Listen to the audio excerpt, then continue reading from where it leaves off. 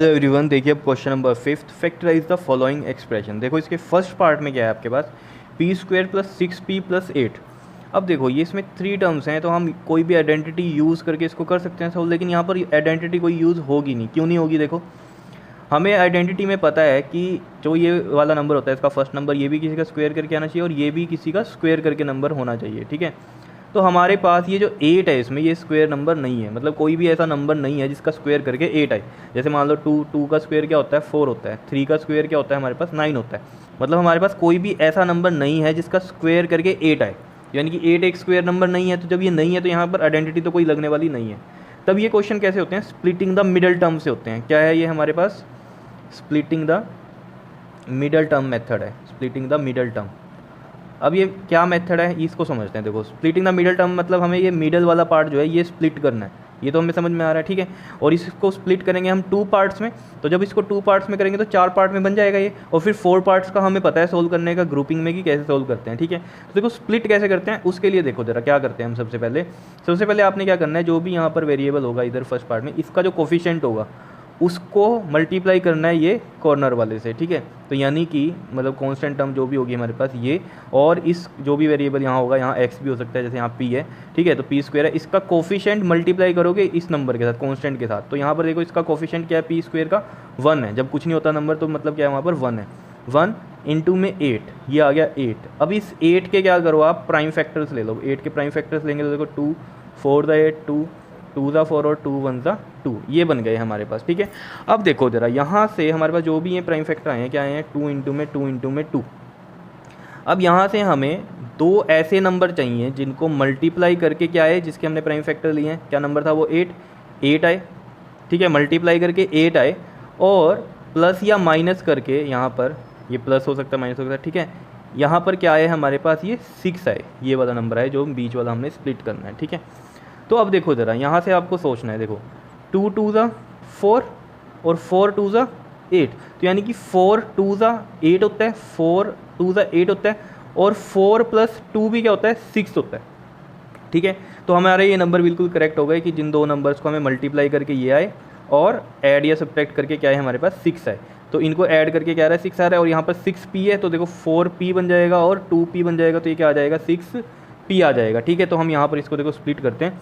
P square plus में क्या आ गया हमारे पास, ये 4p और प्लस में 2p, 6p को लिख दिया मैंने 4p और 2p, और ये प्लस में 8। देख लो 4 और 2 6 हो रहा है, और 4 2 ज़ा 8 भी हो रहा है। ठीक है, 8 यहाँ पर क्यों हो रहा है, क्योंकि 8 इंटू 1 किया तो 8 आ रहा है। ठीक है, नहीं तो यहाँ जो भी आपका, अगर मान लो यहाँ 2 होता तो 8 2 ज़ा 16, तो यहाँ पर ऐड अप करके जो भी नंबर होगा वो इसके इक्वल आना चाहिए, और मल्टीप्लाई करके वो आना चाहिए जो कि आपने यहाँ पर, जैसे यहाँ अगर 2 होता है 2 8 तो 16, तो 16 आना चाहिए था। जैसे आगे क्वेश्चन अगर आएंगे आपके पास तो आपको क्लियर हो जाएगी कहानी। ठीक है, तो अभी तो ये सिंगल वैल्यूज़ वाली हैं कि यहाँ पर कोई नंबर नहीं है, तो 8 1 ज़ा 8 ही हो रहा है, तो उसी के प्राइम फैक्टर करके हमारे पास मल्टीप्लाई करके 8 ही आना चाहिए। नहीं तो मैं कह रहा था आपको कि अगर यहाँ 16 होता तो यहाँ पर ऐसे दो नंबर चाहिए जिनको मल्टीप्लाई करके 16 आना चाहिए था, फिर हम ये कॉर्नर वाला ऐसे नहीं देखते। यहाँ तो बाई चांस हो रहा है कि 8 इंटू 1 8 हो रहा है, यहाँ 1 है क्योंकि इस वजह से, तो 4 2 ज़ा 8 और 4 और 2 क्या हो रहा है 6 हो रहा है। समझ रहे हो? जैसे मैं आपको बता दूंगा आगे कि किस क्वेश्चन की मैं आपको समझाने की कोशिश कर रहा हूँ। ठीक है, अब देखो ये बिल्कुल सेम वैसा ही बन गया जैसे कि हमने पहले किया है। देख लो इन दो पार्ट में से कुछ कॉमन लो, इन दो पार्ट में से कुछ कॉमन लो। इन दो में से देखो कॉमन क्या आ रहा है, p कॉमन आ रहा है, इधर क्या बच गया p, और इधर क्या बच गया 4 बच गया। यहाँ से भी देखो जरा कुछ कॉमन लो, यहाँ से हम देखो ये 2 4 ज़ा 8 होता है, और ये 2 इंटू 1 2, तो यहाँ से क्या आ रहा है हमारे पास 2 कॉमन आ जाएगा, तो प्लस का 2 कॉमन आ गया, यहाँ बचा p, और यहाँ क्या बच गया इधर से 4 बच गया। अब देख लो ये ब्रैकेट में सेम वैल्यूज़ हैं, तो p प्लस 4 हो गया, और इधर से ये क्या बच गया p प्लस 2। तो ये देख लो यहाँ पर फैक्टर कर दिया हमने इसके, किसकी हेल्प से, स्प्लिटिंग द मिडल टर्म। ठीक है, तो मिडल टर्म को हमने स्प्लिट किया है यहाँ पर। क्लियर है? अब देखो इसका नेक्स्ट पार्ट, देखो ये भी इजी है। सबसे पहले क्या करना है इसके अंदर भी हमें, देखो ये तो समझ में आ रहा है ना, ये वाला देख लो कोई भी नंबर हमारे पास ऐसा नहीं है जिसका स्क्वायर करके 21 आए। ठीक है, तो इस वजह से यहाँ स्प्लिटिंग द मिडल टर्म लगेगी, वहाँ पर लिखा नहीं होगा स्प्लिटिंग द मिडल टर्म से करो या आइडेंटिटी से यूज़ करो, मतलब मान के चलना कि 90% की नहीं होगा लिखा हुआ, सिंपली आएगा कि फैक्टराइज। ठीक है, कहीं स्कूल्स में अगर दे देंगे कि हाँ किसकी हेल्प से करना है तो बहुत अच्छी बात है। तो आपको पहचानने का तरीका बता दिया कि आइडेंटिटी लगेगी या स्प्लिटिंग द मिडल टर्म लगेगी। तो यहाँ पर ये किसी का भी नंबर का स्क्वायर करके नहीं आता 21, तो हमें पता चल गया स्प्लिटिंग द मिडल टर्म होगा। सबसे पहला स्टेप क्या है, ये जो कॉन्स्टेंट टर्म है और यहाँ जो वेरिएबल है इसके कोफिशिएंट्स इसको मल्टीप्लाई करो, यहाँ 1 है कोफिशिएंट, तो 21 इंटू 21 हो गया। ठीक है, अब इसके लो आप प्राइम फैक्टर्स, तो प्राइम फैक्टर्स लेंगे तो देखो क्या आएगा हमारे पास 3 7 ज़ा और ये 7 1, ये आ गया हमारे पास। ठीक है, अब हमें यहाँ पर तो कोई टेंशन लेनी नहीं है, दो ही नंबर बन रहे हैं। ठीक है, तो इन दो को मल्टीप्लाई करके क्या आना चाहिए हमारे पास, जिसके प्राइम फैक्टर लिए हैं वो क्या है 21, और ऐड या सब्ट्रैक्ट करके क्या आना चाहिए हमारे पास, ये माइनस का 10 आना चाहिए। याद रखना जो इसके साथ साइन है वो होना चाहिए, माइनस का 10 आना चाहिए। ठीक है, तो देखो हमें साफ पता चल रहा है 7 3 का तो 21 होता है, तो ओके हो गया। ठीक है, अब ये यहाँ पर देखो ज़रा, अगर मैं यहाँ 7 लिखूँ और यहाँ 3 लिखूँ तो ये तो प्लस का 10 आएगा, माइनस का 10 तो नहीं आने वाला।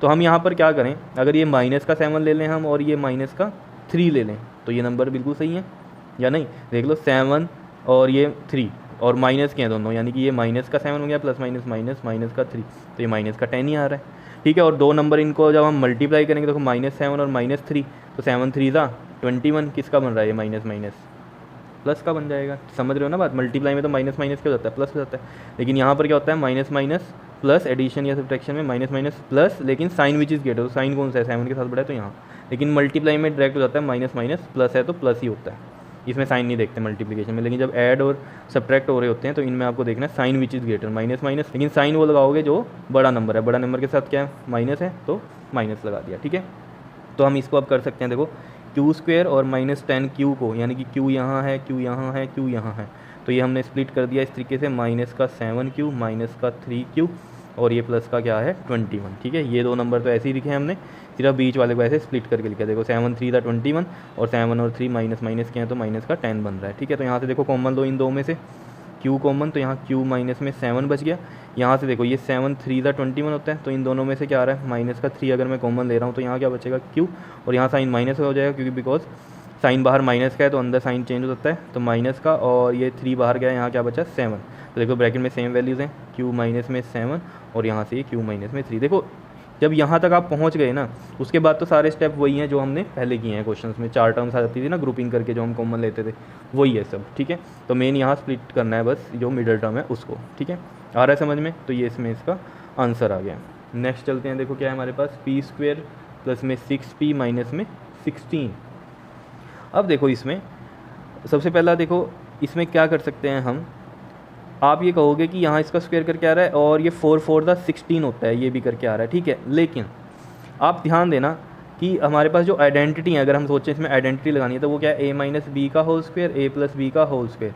तो अगर आप देखो इसमें a² माइनस में 2ab प्लस का b² होता है और यहाँ a² प्लस का 2ab प्लस का b² होता है। तो ये जो लास्ट वाली टर्म होती है ना प्लस प्लस में ही होती है, लेकिन यहाँ पर किस में है, a माइनस में है, तो इसका मतलब ये इस तरीके से तो सॉल्व नहीं हो सकता, आइडेंटिटी तो नहीं लगेगी, तो इसमें भी स्प्लिटिंग द मिडल टर्म है, ये भी याद रखना है, साइन का भी चक्कर है, क्योंकि ये टर्म आइडेंटिटीज़ में हमेशा क्या होती है प्लस की होती है, ये वाली प्लस माइनस की हो सकती है, जिससे डिसाइड होता है कि माइनस है तो a माइनस बी का होल स्क्वायर और प्लस है तो a प्लस बी का होल स्क्वायर है। ठीक है, तो अब इसमें भी वही करना है। देखो सबसे पहले अगर हमें स्प्लिटिंग द मिडल टर्म करना है तो जो कॉन्स्टेंट टर्म है 16 और इस p² के साथ जो कोफिशिएंट है 1 है, तो मल्टीप्लाई करो, ये 16 आ गया। इसके प्राइम फैक्टर ले लो 16, 2 8 ज़ा 16, ठीक है, और 2 4 ज़ा 8, 2 2 ज़ा 4, ये आ गया हमारे पास। क्या फैक्टर बने हैं 2 इंटू में 2 इंटू में 2 इंटू में 2। अब दो नंबर ऐसे लेने हैं जिनको मल्टीप्लाई करके क्या है 16, और दो नंबर वही ऐसे भी हों कि जिनको प्लस या माइनस करके क्या है हमारे पास 6 है।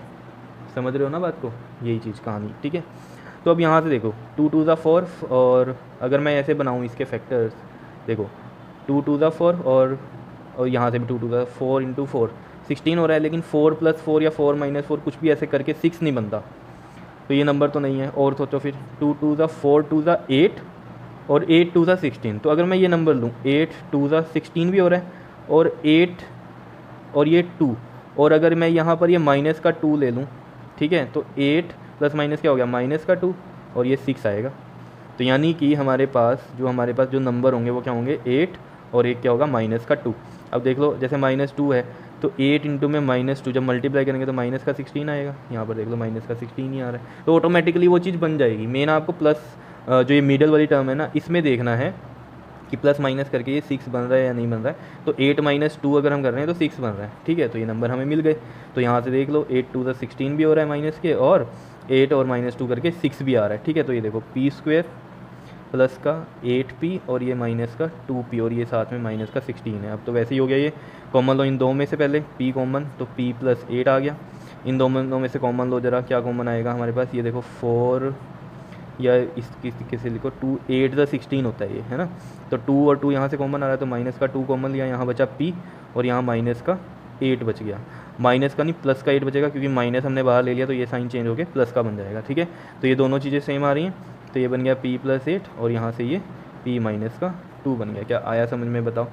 तो ये हमारे पास फैक्टराइज करके आ गया, ये बताओ आया समझ में, इजी था, ठीक है, आया समझ में, ठीक है। अब इसमें ना मैं इसका एग्जाम्पल 12 करवाता हूँ आपको, तो थोड़ा सा क्लियर होगा आपको कि जो हम कोफिशिएंट ये मल्टीप्लाई करते हैं ना, इसमें कैसे सॉल्यूशन आता है। देखो एग्जाम्पल जो है हमारा 12, जो कि पेज नंबर आपको मिलेगा ये NCERT में 223 पर। क्या है देखो क्वेश्चन मैं आपको बताता हूँ। एग्जाम्पल 12 में 3m² है, प्लस का है 9m और प्लस का है 6। तो फैक्टर्स निकालने हैं, तो हमें ये साफ पता चल रहा है इसमें कि ये जो नंबर है स्क्वायर नंबर नहीं है, यानी कि कोई नंबर का स्क्वायर करके ये नहीं आता 6 या ये इधर से 3, ठीक है।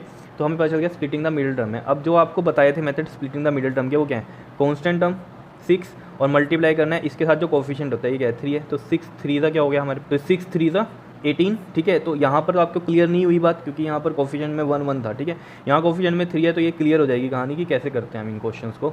तो 6 3 18 आ गया। अब 18 के फैक्टर्स लो आप, 18 के फैक्टर लोगे तो देखो 2 9 18, फिर 3 3 9 और ये 1, ठीक है।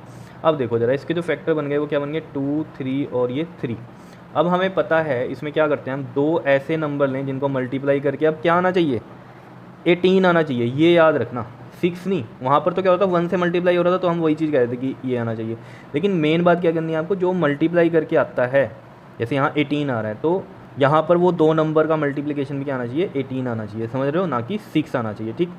और दो नंबर वही ऐसे हों जिनको प्लस या माइनस करके क्या है हमारे पास 9 आए, ठीक है।